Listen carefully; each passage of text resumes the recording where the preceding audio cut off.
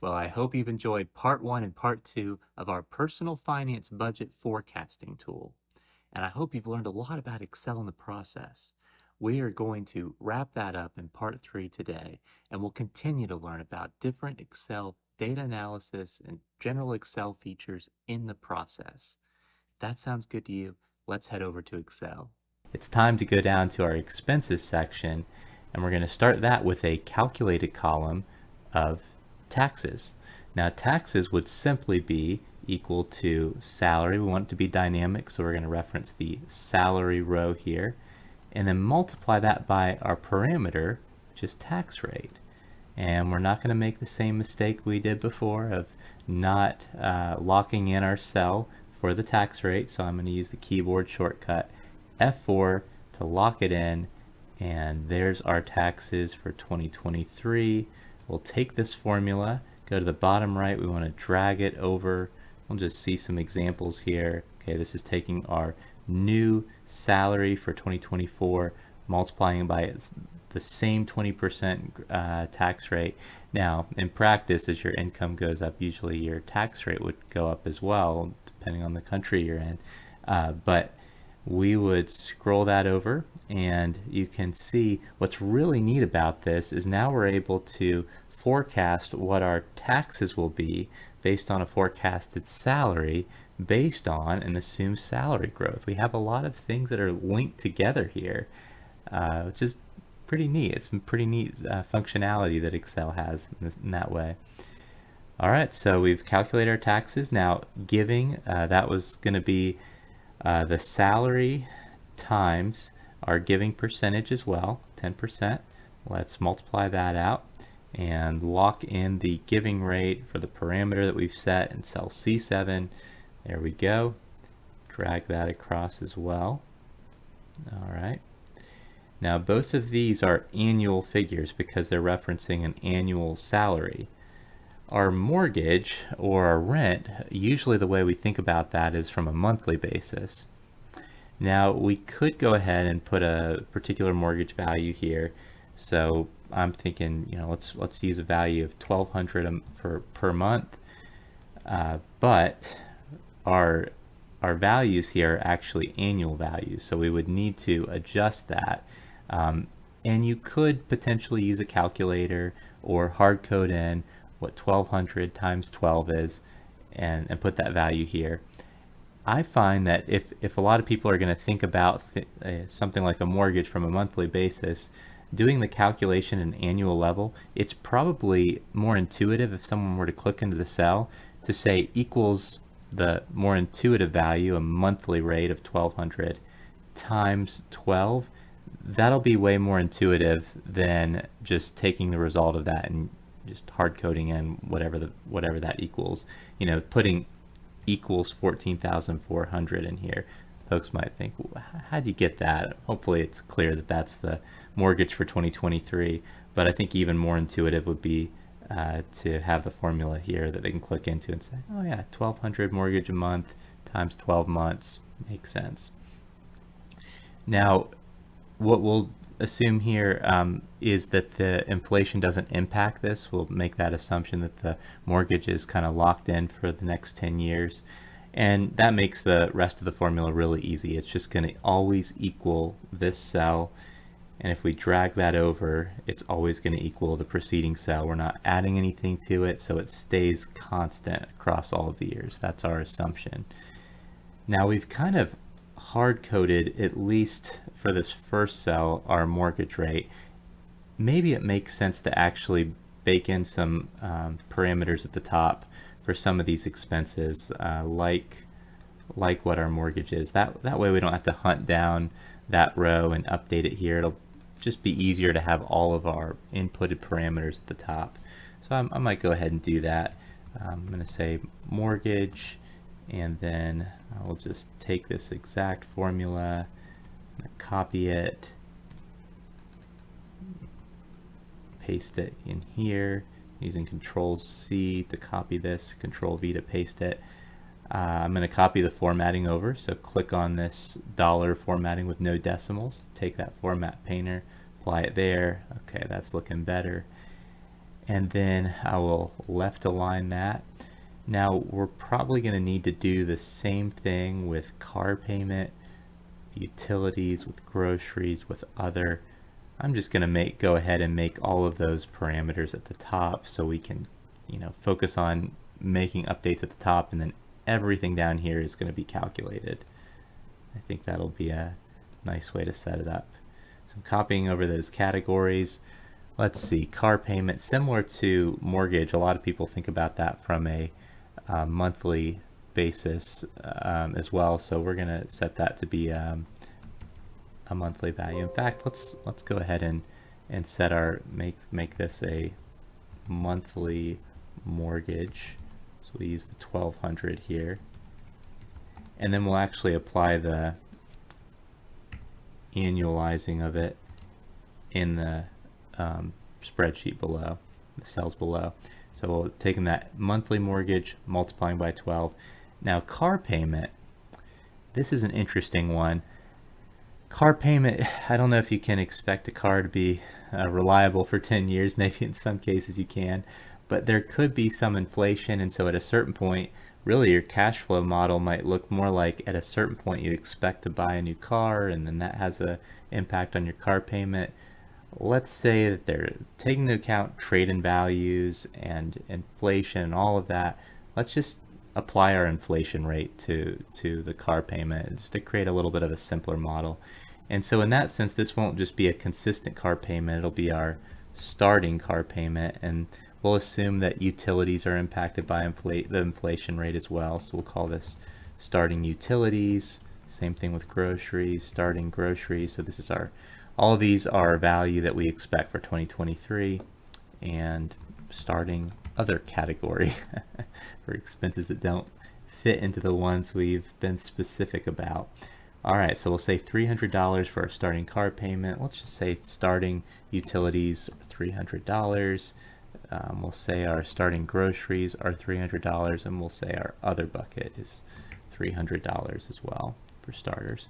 I'm gonna left align all of these and want to be consistent. I'm going to call out anything that's a inputted parameter, and I'm going to highlight it in yellow here. All right, back down here, we're going to point to our starting car payment here, starting utilities here, starting groceries. By the way, since all of these things are in the same order, I could just drag this down. Now, again, I forgot, something looks off here, applied some sanity checks and realized, okay, car payment, $300 for 2023, probably need to multiply that by 12 since that's our monthly value. And same thing for all of these values. So this gets the starting other, which is a monthly value, multiplies it by 12. And I should probably specify, it's good to be very clear about what something represents. I'm going to specify that these are all monthly values. Now notice, now we need to widen this column, and the easy way to do that, double click on the right side of that column. There you go, stretches it out for us again. Looking good for 2023. Now remember, our car payment and utilities and groceries and other, it's not going to be as simple as mortgage where it's consistent for the next 10 years. We are going to assume some inflation, so it's going to be really similar to what we did with our salary, where he said take the prior year and add a certain percentage, 1 plus a certain percentage. In this case, it's a percentage that represents how much we think our expenses are going to increase year over year. So it wouldn't be a bad idea to maybe do Control-C to copy this, or right-click on it and say copy, paste it here. Let's just double-click and see what the formula is referring to. Okay, it's referring to the prior cell, and this thing is moved, which is kind of expected, but we want to go ahead and take that and apply it to the inflation rate. So we're going to do the previous car payment, 1 plus the inflation rate. You know, I'm going to do a $sign in front of everything in this case, so that when we drag it down, it keeps it on the inflation rate as well. And when we drag it to the right, it also stays on the same 4% inflation. Drag that to the right. Okay, just double click, make sure, yep, 2032 is taking 2031's car payment and adding 4% to it. Looks good. Let's just drag this down for all of our expenses and see how that looks. Okay, other category for 2023, still 1 plus 4% because we locked the letter and the number, the column and the row using the $sign. That's looking really good. I'm going to highlight all three of these, drag them all over. So you can highlight multiple rows and drag them over at the same time. Really neat functionality here. And as you can see, since our starting monthly car payment, utilities, groceries, other, everything's $300, everything is consistent here. And we have, it looks like, updated all of our expenses, which is great. Now we're ready to do something very similar to what we did for income. In fact, maybe I'll just go ahead and copy this sum formula down here. But notice that it's only going to capture the 2 cells above.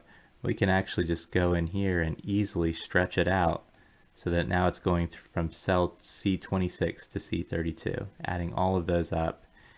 And I'll just go ahead and take that new formula that captures all of the rows, drag that over to the right. Great, looking good. Now we had this bar to denote the fact that we were summing up all of these line items to get to our total income. We'll do the same thing for our total expenses. I'm going to highlight these 2 rows since the underscore is kind of between them in this case. It doesn't hurt anything. I'm going to do Format Painter, and I'm going to paste it in the same area that I want that line to be applied. Looking good.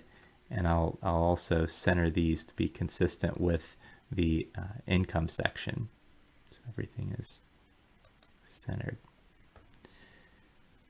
All right, looking great so far. We've got one more section down here, our savings section. Savings is very simple calculation. It is your income for that year minus your total expenses for that year. This would suggest that we're going to save $8,200 in the first year, and we can drag that over. Wow, and see a forecast of how much we're going to save each year. Well, that's nice to see. And a next question we might have is, well, if we're going to save that much each year, what would our final savings be? And what would the savings be at each point, after each year?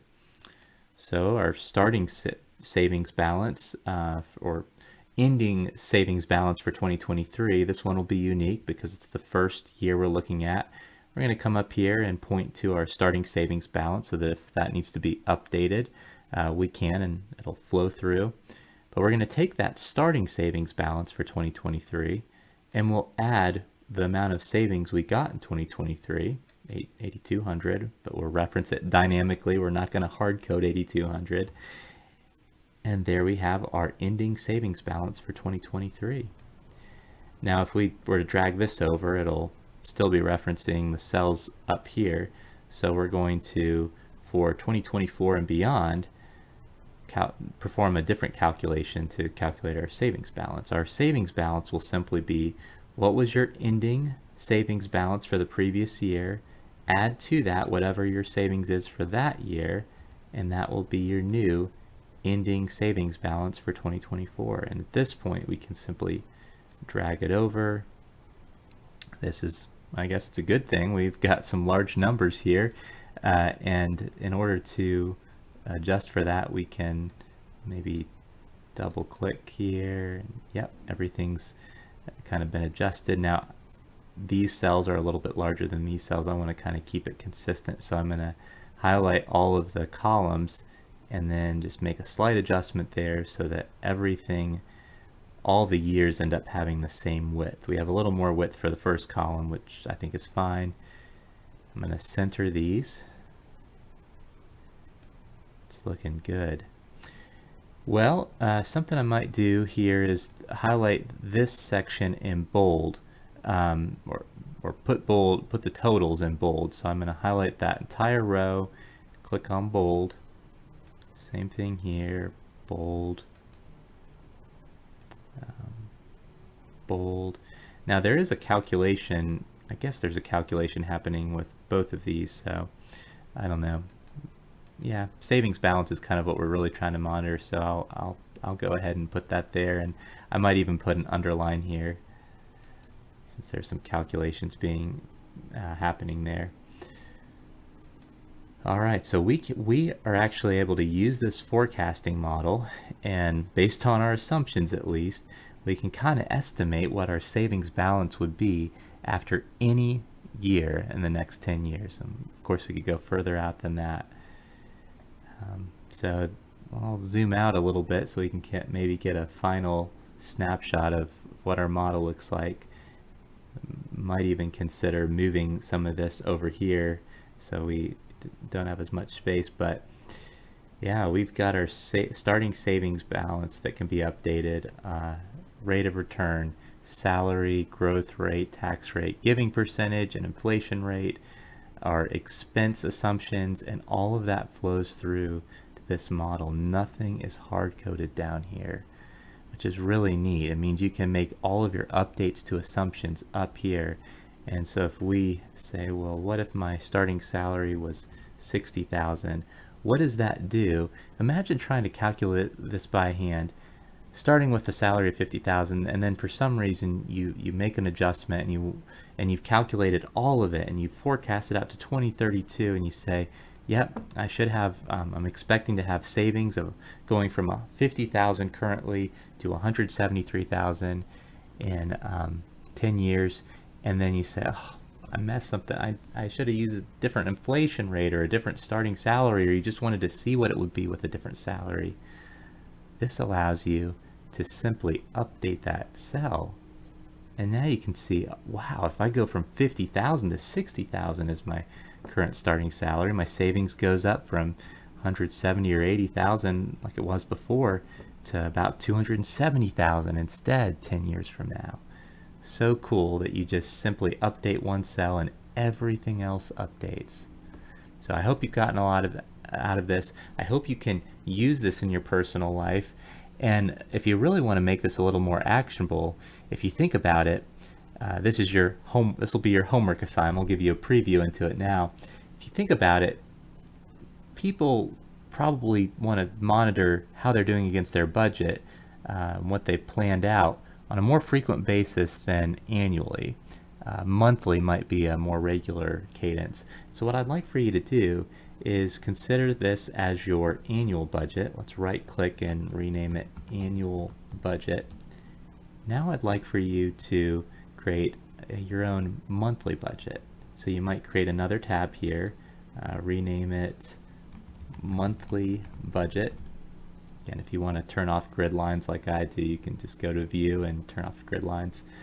But think about taking this, perhaps linking to this, so it uses the same assumptions, but perhaps you take the annual number here, divide it by 12, or you could get more specific about how you want to divide it by month, but create something that maybe has a column for every month. And also think about not just planning, but can you create a way where you can enter what your actuals were, line by line, so that you can monitor and see, okay, here's what I expected for my other category, here's what it actually was, here's the difference. And ultimately, if you're not, maybe you're exceeding what you planned from a savings perspective, maybe you haven't saved as much as you planned, you can look line by line item to see what's contributing to that difference from plan the most, and really allow you to adjust from there. And that's our personal finance use case. I hope you enjoyed it. If you like this video, I hope you'll consider liking it formally. And if you'd like to see more analytics, data science, and leadership training videos, please consider subscribing to the channel. Finally, if you have any questions on what we discussed today, please leave a comment and I'll try to respond to it as soon as possible. Thanks again for watching, and I'll see you in the next video.